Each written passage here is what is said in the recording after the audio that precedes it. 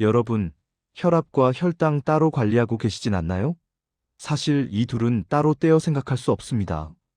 혈압이 높아지면 혈당 조절이 어려워지고, 혈당이 높아지면 혈관이 손상돼 혈압이 더 올라갑니다. 이렇게 서로 영향을 주고받는 쌍둥이 위험. 신호는 시니어 건강에서 꼭 함께 관리해야 하는 핵심 포인트입니다. 오늘은 혈압과 혈당을 균형 있게 관리하는 방법을 알려드리겠습니다. 우리 몸의 혈관은 물줄기와 같습니다. 혈압은 물줄기의 세기, 혈당은 물줄기를 타고 흐르는 당분이죠. 혈압이 높아지면 혈관벽에 손상이 생깁니다. 손상된 벽에 혈당이 들러붙어 염증과 플라크가 생깁니다. 이 과정이 반복되면 혈관이 좁아지고 심장과 뇌 건강이 무너집니다. 혈압과 혈당은 따로가 아니라 함께 관리해야 혈관을 지킬 수 있습니다. 그렇다면 왜 특히 시니어에게 혈압과 혈당 관리가 중요할까요? 첫 번째 이유는 혈관 탄력 저하입니다. 나이가 들수록 혈관이 굳어지고 탄력을 잃어버립니다. 두 번째는 인슐린 저항이 증가한다는 점입니다. 같은 양의 인슐린이 분비되어도 혈당이 잘 내려가지 않게 됩니다. 세 번째는 운동량 감소와 근육량 감소입니다. 활동량이 줄어들면 대사 기능이 저하되면서 혈압과 혈당 조절이 어려워집니다. 네 번째는 오랜 식습관의 문제입니다. 짠 음식과 단 음식에 대한 습관이 쌓이면서 혈압과 혈당이 모두 상승하게 됩니다.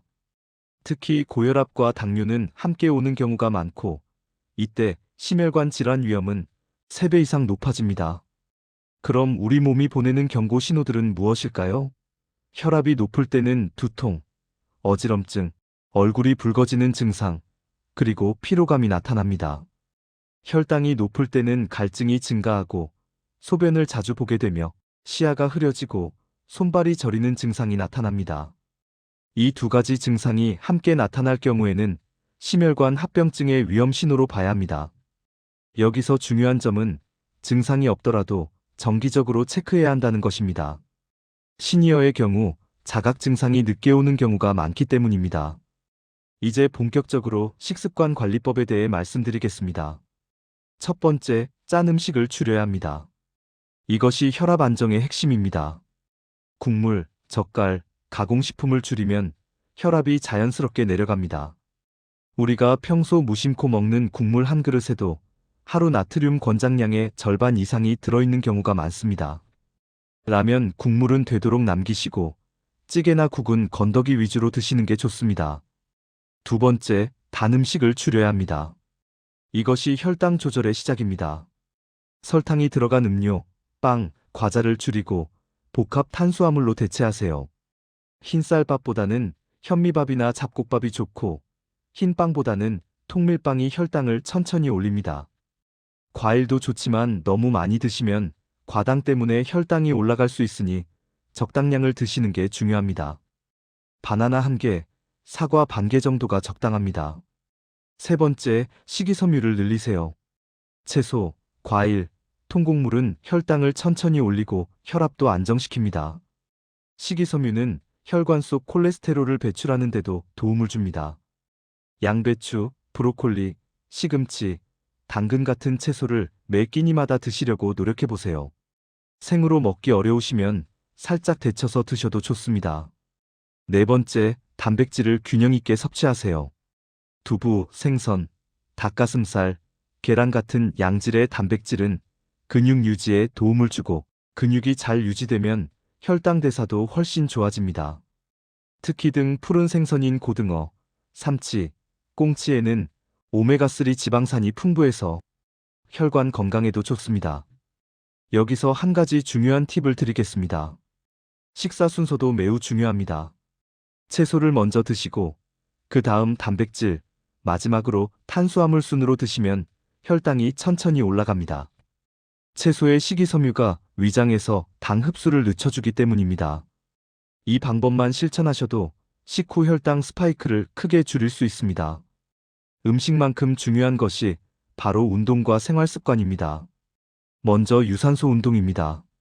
하루 30분 걷기는 혈압과 혈당 모두에 효과적입니다.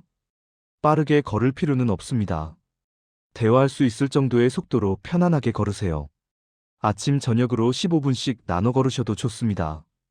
걷기가 어려우시면 실내에서 제자리 걷기나 스트레칭도 괜찮습니다. 다음은 근력 운동입니다. 근육량을 유지하면 혈당 조절이 훨씬 쉬워집니다. 근육은 혈당을 저장하고 사용하는 주요 기관이기 때문입니다. 무거운 기구를 들 필요는 없습니다. 의자에 앉았다 일어서기, 벽을 짚고 팔굽혀펴기, 가벼운 아령이나 물병을 들어 올리는 것만으로도 충분합니다. 일주일에 두세 번, 10분 정도만 해도 효과가 있습니다. 스트레스 관리도 빼놓을 수 없습니다. 스트레스는 혈압과 혈당을 동시에 높입니다. 스트레스를 받으면 우리 몸에서 코르티솔이라는 호르몬이 분비되는데 이 호르몬이 혈압을 올리고 혈당 조절을 방해합니다. 명상, 심호흡, 산책, 취미 활동 등 자신만의 스트레스 해소법을 찾아보세요.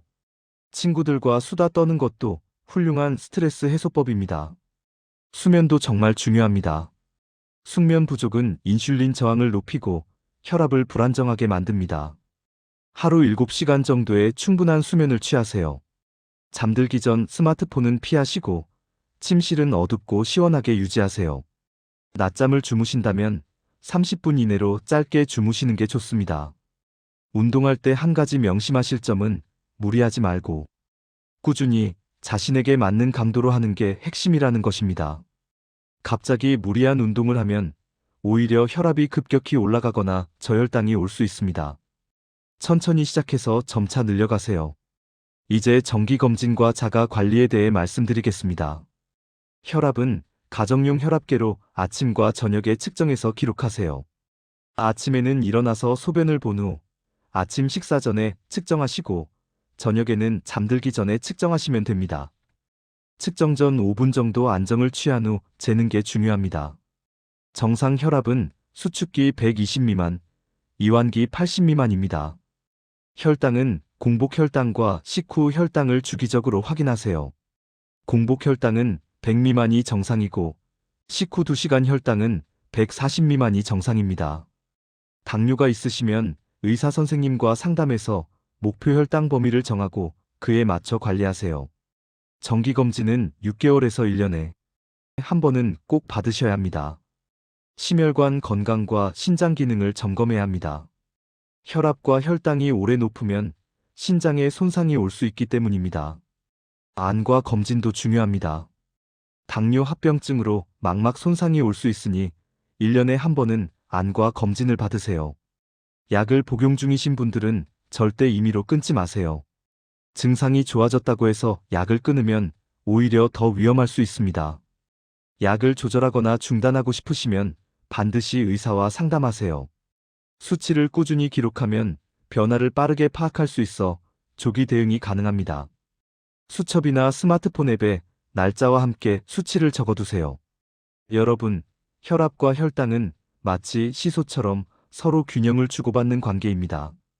하나만 잡으려 해도 결국 둘 다 함께 관리하지 않으면 의미가 없습니다. 짠 음식 줄이기, 단 음식 줄이기, 하루 30분 걷기. 이 단순한 습관들이 심장과 혈관을 오래도록 지켜줍니다. 작은 실천이 모여 큰 변화를 만듭니다. 오늘부터 한 가지씩만 바꿔보세요. 국물을 조금만 덜 드시거나, 엘리베이터 대신 계단을 이용하거나, 잠들기 전 스마트폰을 내려놓는 것부터 시작하세요. 이런 작은 변화들이 쌓여서 건강한 노년을 만들어갑니다. 여러분의 건강은 매일의 작은 실천에서 시작됩니다. 오늘 하루도 건강하게 보내시고, 내일은 오늘보다 조금 더 건강한 선택을 하시길 바랍니다. 다음 시간에는 시니어 건강에서 놓치기 쉬운 주제, 혈액순환을 좋게 하는 실전 습관에 대해 다뤄보겠습니다. 혈압과 혈당 관리 후 단계로 혈류를 개선하면 심장 건강과 면역력까지 높일 수 있습니다.